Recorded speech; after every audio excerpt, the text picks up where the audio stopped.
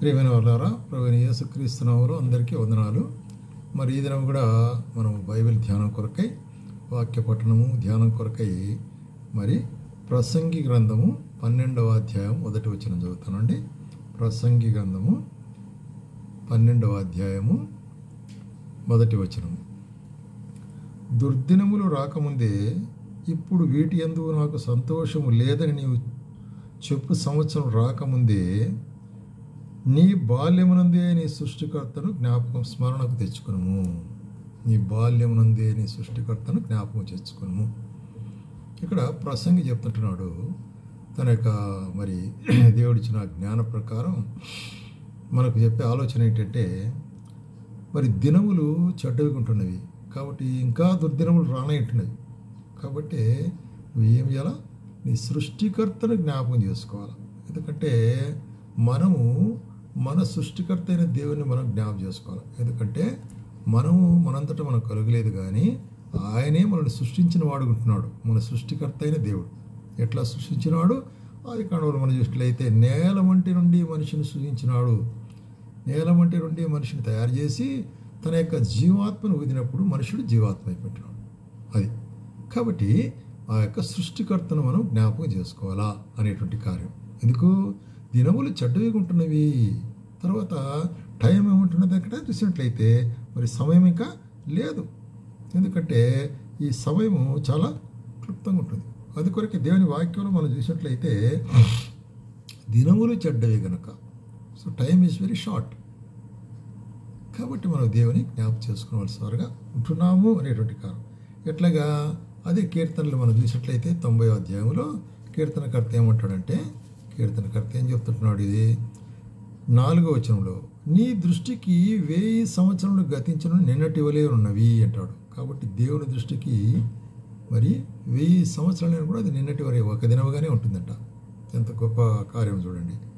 అట్లనే మరి మనుషులు ఎట్లాగుంటున్నారంటే వరద చేతనైనట్టు నీ వారిని పారగొట్టివేయగా వారు నిద్రింతురు. కాబట్టి వరద కదా కొట్టుకొని పోయినట్లు ఊడ్చేస్తుంది అన్నమాట మన జీవితాలను. మనం నిద్రిస్తాం అంటే చనిపోతాము అని అర్థం. ప్రొద్దున వారు పచ్చగడ్డి వలె చిగురింతురు. ప్రొద్దున అది మొలిచి చిగురించును, సాయంకాలం అది వాడి కోయబడును. చూస్తా. కాబట్టి మన యొక్క జీవితం, మనుషుని యొక్క జీవితం ఎట్లా ఉందంటే మార్నింగ్ ఉదయాన అది పచ్చగా ఉంటుంది, మరి సాయంత్రం అది కోయబడుతుంది. అట్లాగే మన జీవితం ఒక గడ్డి పువ్వులే ఉంటుంది అంటాడు. ఉదయాన్నే అది బాగా వికసిస్తుంది, మరి దినమంతా ఎండ వేడికి తట్టుకొని సాయంకాలం అది ఏమైపోతుంది, సాయంకాలం అయితే ఎండిపోతుంది. కాబట్టి మనుషుని యొక్క జీవితం ఎంత క్లుప్తమైనదిగా ఉంటున్నదో, ఎంత తక్కువగా ఉంటుందో అనే దాన్ని వ్యక్తపరిచేదాని కొరకే ఈ పరిశుద్ధ గ్రంథంలో పలు అంశాలు మనం చూస్తాం. అట్లాగే చెప్తాడు మన యొక్క ఆయుష్కాలం ఎంత ఎట్లాగే చూసినట్లయితే ఒక నీటి బుడగ వలె ఉంటుందట. నీటి మీద బుడగ ఎంతసేపు ఉంటుంది? నీటి మీద బుడగ అంతసేపు కనుక అంతలో పోతుంది. ఇంకొకటి చెప్తాడు మన యొక్క ఆయుష్ బెత్తెడు ఎంత ఉంటుంది అంటాడు. ఒక బెత్తెడు గొలిస్తే ఎంత ఉంటుంది అంటే మన ఆయుష్ అంత తక్కువగా ఉంటున్నది, అంత షార్ట్. అందుకొరకే ఇక్కడ కూడా ఏమంటాడంటే గడ్డి వలె ఉంటుంది అంటాడు. ఇంకా చెప్పాలంటే 10వ వచనంలో ఏమంటున్నాడు? మా ఆయుష్కాలము 70 సంవత్సరములు, అధిక బలం ఉన్న 80 సంవత్సరములు అయినను వాటి వైభవము ఆయాసము దుఃఖమే, అవి త్వరగా గతించును, మేము ఎగిరిపోదాము. కాబట్టి మనుషుని యొక్క మరి దుర్దినములు రాక మునిపే అని ఇక్కడ మరి ప్రసంగి చెప్పినప్పుడు ఎట్లాంటివి అంటే దుర్దినములు లేక మన దినములు లేక మన ఆయుష్ దినములు పోకమునిపే మనం మన సృష్టికర్తని ఎరుగుట చాలా మంచిది. ఆయన్ను మన జీవితంలో తెలుసుకున్నట్టు చాలా మంచిది. అందుకొరకే ఇక్కడ ఏమంటాడంటే 70 సంవత్సరాలైనా 80 సంవత్సరాలైనా కూడా ఒకవేళ ఉండొచ్చు, కానీ అది కూడా దాని వైభవము ఎట్లాగుంటుందంట దుఃఖము ఆయాసమే. కారణం ఏంటంటే వ్యాధులు, బాధలు, మరి శరీరంలో అనేక బలహీనతలు వస్తాయి ఏజ్ అయ్యే కొద్దీ. కాబట్టి వీటన్నిటిని చూసినప్పుడు మనిషి యొక్క జీవితము ఎంత క్లుప్తముగా ఉంటున్నది, ఎంత తక్కువగా ఉంటున్నది అని చూస్తాము. చూడండి 103వ కీర్తనలో కూడా ఏమంటాడంటే 103వ కీర్తన 15వ వచనంలో చూసి 14 చెప్తాను. మనము నిర్మింపబడిన రీతి ఆయనకు తెలిసే ఉన్నది, మనం మంటివారమని ఆయన జ్ఞాపకం చేసుకుంటున్నాడు. కాబట్టి మన దేవుడు మనం మంటివారమని జ్ఞాపకం చేసుకుంటున్నాం, ఆయన తెలుసు. All these humans are nothing but dust. కాబట్టి ఎందుకంటే మట్టిలో నుంచి ఆయనే మనల్ని తయారు చేసినాడు. మట్టి అయిన మనం తిరిగి మట్టికి వెళ్తాం. అయితే జీవాత్మకు ఇస్తే దేవుడు మనకు ఆత్మ దేవుని దగ్గరికి వెళ్తుంది కదా. అది మనుషుని యొక్క జీవితం యొక్క మరి పొడవు అనేటువంటిది అంత క్లుప్తంగా ఉంటున్నది. అట్లాగే నరుని ఆయు గడ్డి వలె ఉన్నది, అడవి పూయినట్లు వాడు పోయిను, దాని మీద గాలి వీచగా అది లేకపోను. That's all. కాబట్టి గడ్డి పువ్వు ఎంతసేపు ఉంటుంది, కొంచెం గాలి ఎక్కువ వస్తే పడిపోతుంది. ఇంత క్లుప్తమైనటువంటి మన జీవితాన్ని జ్ఞాపకం చేసుకుంటాడు ప్రసంగి. కాబట్టి ఇంత క్లుప్తంగా ఉంటుంది కాబట్టి మన జీవితం అనేటువంటిది మనము మన సృష్టికర్తను మనం జ్ఞాపకం చేసుకో. In your very early days, అంటే నీ యొక్క యవ్వన కాలం ఉందే మరి సృష్టికర్తను, నీ బాల్యం ఉందే సృష్టికర్తను స్మరణకు తెచ్చుకుంటాడు. కాబట్టి don't forget God, remember your God in your very early times, in your youth కదా. అట్లాగే మనం చూసినట్లయితే ఇంకా మరి 1 కొరింథీయులకు రాసిన పత్రిక 7వ అధ్యాయంలో ఏమంటున్నాడు? 1 కొరింథీయులకు రాసిన పత్రిక 7వ అధ్యాయంలో మనం గమనించినట్లయితే ఏం చెప్తుంటున్నాడంటే 7వ అధ్యాయం 29వ వచనం 29వ వచనం చెప్తుంటే ఇక్కడ చూడండి, సహోదరులారా నేను చెప్పినదేమనగా కాలము సంకుచితమై ఉంటున్నది. So time is very short. కాలము సంకుచితమైనది కనుక ఇక మీదట భార్యలు కలిగిన వారు భార్యలు లేనట్టును, ఏడ్చువారు ఏడవనట్టును, సంతోషపడువారు సంతోషపడినట్టును అనుకొని, కాబట్టి తాము అనుకున్నది తమది కానట్లును అట్లుండాలి. కాబట్టి ఎట్లాగా మనం జీవించాలంట? సమయం కొద్దిగా ఉంటుంది కాబట్టి మనం కలిగి ఉన్నప్పటికీ కూడా అది క్లుప్తముగా లేక చూసినట్టయితే క్షణికమైనదిగా సంకుచితమైనదిగా ఉంటున్నది జ్ఞాపకం చేసుకోవాలి. అందుకొరకే ఇది నాది అనేటువంటిది ఇది నాది కాదనుకోవాల్సిన వారు ఉంటున్నాం. ఎందుకంటే ఈ లోకము అనుభవించేవారు అమితముగా అనుభవింపకుండానట్టు ఉండవలను. లోకంలో ఉంటున్నాం, జీవిస్తుంటున్నాం, లోకంలో మనం బ్రతకాల, ఉద్యోగం చేయాలి, బ్రతకాల, కుటుంబం, సంసారం అన్నీ అవసరమే. అయితే అవన్నీ కూడా ఎంతవరకు క్లుప్తముగా సంకుచితమైనవిగా ఉంటున్నదని మనం ఎరిగిన వారమై మనం ఏం చేయాల్సి ఉంటున్నామంటే ఈ లోకపు నటన అంతా కూడా గతించిపోయేదిగా ఉంటుంది. కాబట్టి ఈ లోకపు నటన, లోకపులో ఉండేటువంటి దినాలని గతించిపోతున్నాయి. కాబట్టి మనం ఏం చేయాలంటున్నట్టంటే మనము నిత్యమైనటువంటి దాని కొరకే మనం విశేషంగా మనం కార్యములను మరి చేయవలసి అనుకుంటున్నాం. అంటే నిత్యమైనటువంటి వాటి కొరకై అనిత్యమైనటువంటి చూసినట్టయితే ఈ యొక్క అర్థలీ థింగ్స్, భూమి సంబంధమైన వాటిని సబార్డినేట్ అంటే తగ్గించుకోవాలి. కాబట్టి భూ సంబంధమైన వాటిని తగ్గించుకొని పరలోక సంబంధమైన వాటి మీద మన ఆశను కలిగిన వారంగా ఉండాలా అనేటువంటి కార్యం. అందుకొరకే ఎఫెసీయులకు రాసేటప్పుడు ఏమంటాడు అపోస్తలుడు పౌలు? ఎఫెసీయులకు 5వ అధ్యాయంలో ఇక్కడ ఏం చెప్తున్నాడు? 15వ వచనంలో దినములు చెడ్డవి గనక, మరి ఇక్కడ కూడా చెప్తున్నాడు ఈవిల్ డేస్, దినములు చెడ్డవి గనక మీరు సమయమును పోనీయక సద్వినియోగం చేసుకొనొచ్చు. కాబట్టి సమయాన్ని సద్వినియోగం చేసుకున్నట అంటే అది ప్రయోజనకరమైనటువంటిదిగా మరి చేసుకున్నట్టు అన్నట్టు. సమయం అనేటువంటిది కేవలము మరి అది ఎవరి కొరకు నిలవదు. Time and tide waits for none అంటారు కదా. అంటే టైం కానీ మరి అలలు కానీ ఎవరి కోసం నిలవోయి వస్తూ ఉంటాయి, పోతూ ఉంటాయి. అట్లాగే అందుకొరకు ఏం చేయాలంటే సమయం పోనీయక సద్వినియోగం చేసుకొనొచ్చు, అజ్ఞానుల వలె కాక జ్ఞానుల వలె నడుచుకుంటూ జాగ్రత్త పడు. అజ్ఞానుల వలె కాక, కాబట్టి అజ్ఞానులు అంటే ఈ లోకస్తుల వలె కాక యేసుప్రభువు ఎరిగిన బిడ్డగా నీవు మరి జ్ఞానివిగా ఉంటున్నావు. ఈ లోకంలో ఉండేవాళ్ళైతే ఏదో ఏమి తిందామో ఏమి తాగుదామో తిని తాగి ఎంజాయ్ చేయి, అదే సమయం, అదే కాలం, అదే జీవితం. అయితే నీకు నాకట్ట కాదు.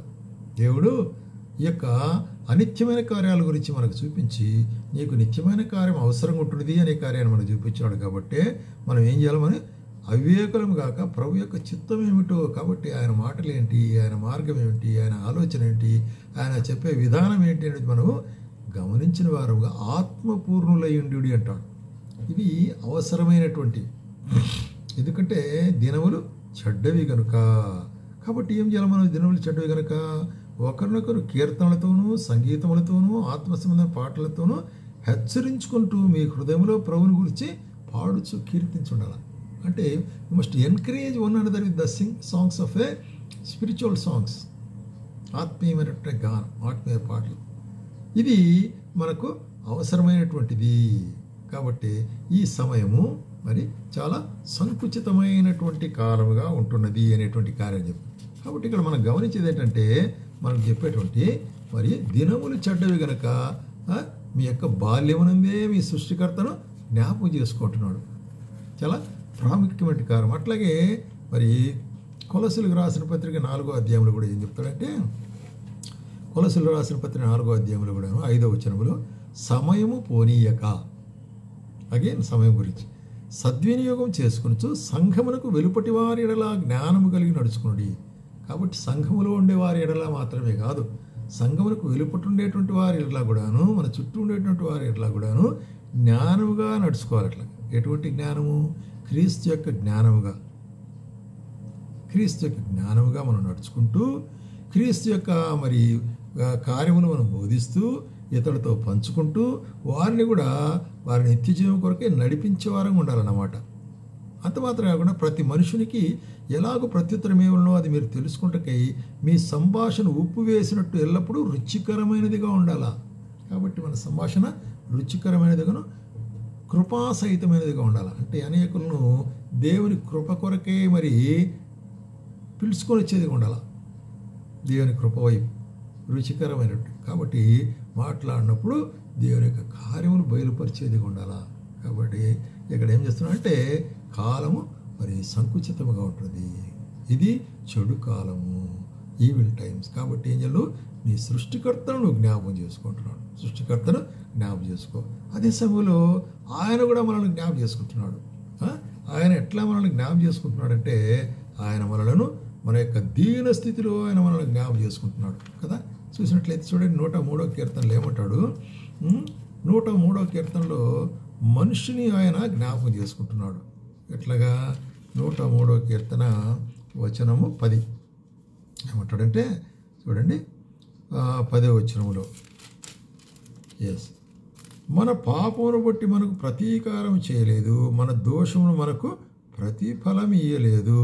కాబట్టి ఆయన మన పాపమును బట్టి, ఎందుకంటే మనుషుడి యొక్క పాపమును బట్టి ఆయన ప్రతీకారం చేస్తే మనం ఎప్పుడో నశించిపోయేవారనుకుంటున్నాం కదా. మన యొక్క పాపం ఆయన జ్ఞాపకం చేసుకునేట్లా మనం ఎప్పుడో నశించిపోతాం. అయితే ఆయన జ్ఞాపకం చేసుకోలేదు. ఆయన ఏం చేసినాడు? తన కృపచేత దాటిన వాటిని మన్నించిన వాడిగా ఉంటున్నాడు.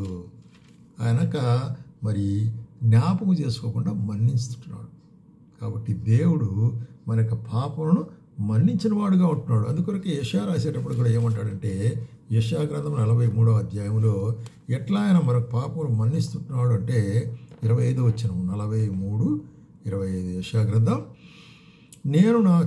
నేనే నా చిత్తానుసారముగా నీ అతిక్రమలను తుడిచివేయుచున్నాను, నేను నీ పాపములను జ్ఞాపకం చేసుకును. కాబట్టి ఆయన మన పాపములను జ్ఞాపకం చేసుకో. కాబట్టి ఆయన తన యొక్క సొంత కృప ద్వారా ఆయన మరి ఇష్టపూర్వకంగా మన యందు ఆయన ఎట్లా దయ జాలి కలిగిన వాడుగా మన యొక్క పాపం ఆయనే తనకు ఇష్టపూర్వకంగా మరి అతిక్రమం తుడిచివేసి పాపములు కనిమిదట జ్ఞాపకం. ఎట్లాగో తుడిచివేశాడు? ఆ కలువరి శిలలో ఆయన కార్చినట్టు మరి పరిశుద్ధ పావన రక్తం ద్వారా ఆ యొక్క త్యాగ బలి ద్వారా మన యొక్క పాపలను తుడిచివేసినాడు. మన యొక్క పాపలను తుడిచివేసి మనల్ని ఏం చేశాడు? మరి నీతిమంతులుగా మార్చినాడు. నీతిమంతులుగా మార్చి ఆయన పరిశుద్ధాత్మని ముద్రను మనం ఇది చేసినాడు. కాబట్టి ఆయన పిల్లలమై ఉంటున్నాం మనం. కాబట్టి దేవుడు ఇక మీదట నేను వారిని మరి ఈ పాపం నేను జ్ఞాపకం చేసుకుని అంటాడు కదా. ఇర్మియాకు రాసేటప్పుడు కూడా ఇర్మియా రాసేటప్పుడు కూడా చూడండి, ఇర్మియా గ్రంథం మనం చూసినట్లయితే 31వ అధ్యాయము 34వ వచనం, నేను వారికి దేవుడనే ఇందును, వారు నాకు జనులైందురు కదా. విమోచించబడిన వారికి జనులై ఉంటారంటాడు. వారు మరి ఎన్నడూ యెహోవాను గురించిన బోధ నొందుదము అని తన పొరుగువాని కానీ తమ సహోదరులు కానీ ఉపదేశం చేయరైతే నేను వారి దోషమును క్షమించి వారి పాపం ఇక ఎన్నడూ జ్ఞాపకం చేసుకున్నాడు కనుక అల్పులేమి ఘనులేమి అందరూ నన్ను వెంబడించదు. కాబట్టి వారి పాపం ఇక ఎన్నడూ జ్ఞాపకం చేసుకుంటాడు, ఎప్పుడు నెవర్. కాబట్టి మన దేవుడు మరి నిత్యము ఆయన కోప్పడువాడు కాదు. ఆయన విషయట్లయితే క్షమించుటకు సిద్ధ మనసు కలిగిన దేవుడిగా ఉంటున్నాడు. అందుకొరకు ఏమంటాడంటే ఆయన తన నిత్య నిబంధనను జ్ఞాపకం చేసుకునేవాడు ఉంటున్నాడు. తన నిత్య నిబంధనను చూడండి 111వ కీర్తనలో మనం చూసినట్లయితే 5వ వచనంలో ఏమంటాడు? తన యందు భయభక్తులు గల వారికి ఆయన ఆహారం ఇచ్చున్నాడు. నిత్యము తన నిత్య నిబంధనను జ్ఞాపకం చేసుకును. కాబట్టి ఆయన నిత్య నిబంధన, ఎటర్నల్ కవనెంట్. ఏంటి ఆయన నిత్య నిబంధన? ఆయన మనల్ని జ్ఞాపకం చేసుకుంటున్నాడు. ఆ నిత్య నిబంధన ఏంటంటే మనకు మరి అపోస్తలుడైన పౌలు రాస్తూ 11వ అధ్యాయం 1 కొరింథీయులలో 24వ వచనంలో అక్కడ 23 నుంచి చదువుతాను. నేను మీకు అప్పగించిన దాన్ని ప్రభువులో పొందిటి, ప్రభువైన యేసు తాను అప్పగింపుడు రాత్రి ఒక రొట్టెను ఎత్తుకుని కృతజ్ఞత చెల్లించి దాన్ని విరిచి మీ కొరకైన నా శరీరము నన్ను జ్ఞాపకం చేసుకుంటకై దేని చెప్పాను. కాబట్టి ఈ యొక్క ప్రభురాత్రి భోజనం అనేటువంటిది మనం చేసేటప్పుడు ఆ యొక్క బల్లలో పాల్గొనేటప్పుడు రొట్టెను విరుచుట అనేటువంటి దేని చూపించింది? ఆయన యొక్క త్యాగానికి, ఆయన యొక్క మరి శిలువలో విరువబడటానికి. దీన్ని నన్ను జ్ఞాపకం చేసుకోండి అంటాడు. అట్లాగే ఒక పాత్రను ఆ ప్రకారం భోజనం పెట్టి ఒక పాత్రను ఎత్తుకొని దాన్ని ఆశీర్వదించి ఇది నా రక్తంలో క్రొత్త నిబంధన. కాబట్టి న్యూ కవనెంట్. పాత నిబంధనలో మనకు పాలు లేదు. పాత నిబంధన ధర్మశాస్త్రం అది మనకు మరి పాలు లేదు. అయితే యేసు ప్రభు మన పక్షముగా అదంతా కూడా నెరవేర్చినాడు. కాబట్టి పాత నిబంధనను శిలువలో కొట్టివేసినాడు. ఇక మీదట మనకు నూతన నిబంధన నేను ఇస్తున్నాను అంటాడు. ఏమిటి ఆ నూతన నిబంధన అంటే ఇది నా రక్తం వలన నూతన నిబంధన. కాబట్టి ఆయన రక్తం ద్వారా పాపక్షమాపణ, ఆయన రక్తం ద్వారా విడుదల, ఆయన రక్తం ద్వారా మనకు నిరీక్షణ, ఆయన రక్తం ద్వారా మనం మనస్సాక్షి కడుగుబడుట అనేటువంటిది మనకు మరి కలిగేది ఉంటుంది. కాబట్టి దీన్ని మనం జ్ఞాపకం చేసుకునే సారుగా ఉంటున్నాము. కాబట్టి నిత్య నిబంధనను అందుకొరకే ఈ నిత్య నిబంధనను జ్ఞాపకం చేసుకునే వారముగా ప్రసంగి చెప్పినట్లు ఏం చేయాల? యవ్వన కాలంలోనే నీకు సృష్టికర్తను ఎరుగమంటాడు. నీ సృష్టికర్తను ఎరుగు. ఇంకా దినములు మరి చెడ్డవిగా ఉంటున్నది, చెడ్డ దినములు రానంటున్నది. అప్పుడు నీకు సమయం ఉండదు. కాబట్టి ఇప్పుడే ఈ దినమే యేసుక్రీస్తు నీ సొంత రక్షణగా అంగీకరించి పాప క్షమాపణ పొంది ఆ నిత్య నిబంధనకు నీవు మరి అర్హునిగా అవుతావు. ఆ విధంగా చేయుటకు ప్రభువునకు సహాయం చేయనుగాక.